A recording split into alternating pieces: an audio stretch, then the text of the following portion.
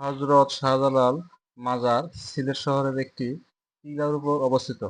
রাত্রে বেলায় মাজারের পরিবেশ অত্যন্ত শান্ত ও অত্যাধিক। দরগাহর আশেপাশে ভক্তদের প্রার্থনা, ধ্যানে মগ্ন থাকা এবং মোনাজাতের দৃশ্য সাধারণত দেখা যায়।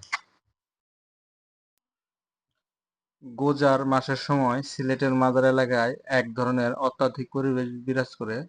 ভক্তরা রাত্রি বেলায় মাজার প্রাঙ্গণে অবস্থান করে নামাজ, দোয়া ও মোনাজাত করেন। এই সময় মাজারের আশেপাশে বিভিন্ন দোকানপাট ও হোটেল খোলা থাকে, যা ভক্তদের জন্য বিভিন্ন সেবা প্রদান করে।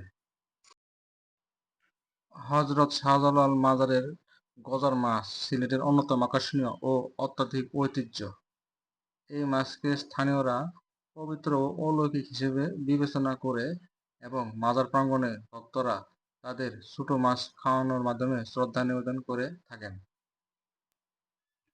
হযরত শাহজালাল রাসূল এর মাজার চত্বরে উত্তর দিকে একটি পুকুর রয়েছে, যেখানে অসংখ্য গজার মাছ বাস করে।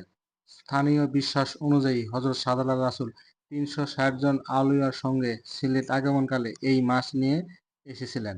ভক্তরা এই মাছকে পবিত্র মাছ মনে করে তাদেরকে ছোট মাছ খাওয়ান এবং মাজার কর্তৃপক্ষ পুকুরের হুজুর ব্যবস্থা রেখেছেন। এই ভিডিওতে আমরা এখন এই গজার মাছ দেখাবো। এই রাত্রের ভিডিওর চিত্র।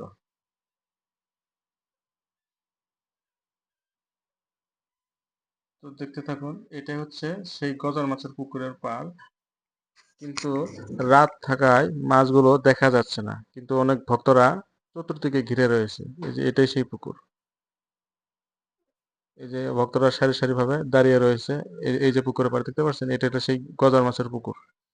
রাত্রের দৃশ্য, সেজন্য মোবাইলে পরিষ্কার দেখা যাচ্ছে না। অথচ দিনের আলো হলে কিছুটা দেখা যেত। এখানেই গজার মাছ সংরক্ষণ করা হয়েছে। আমাদের মসজিদের হুজুর কর্তৃপক্ষ এটা নিয়মিত মেইনটেইন করে থাকেন। অনেক ভক্তরা এই মাছ দেখার উদ্দেশ্যে চলে আসে বিভিন্ন জেলা থেকে, বিভিন্ন দূর প্রান্ত থেকে। ধন্যবাদ সবাইকে। পরবর্তীতে দেখা হবে অন্য কোনো ভিডিও।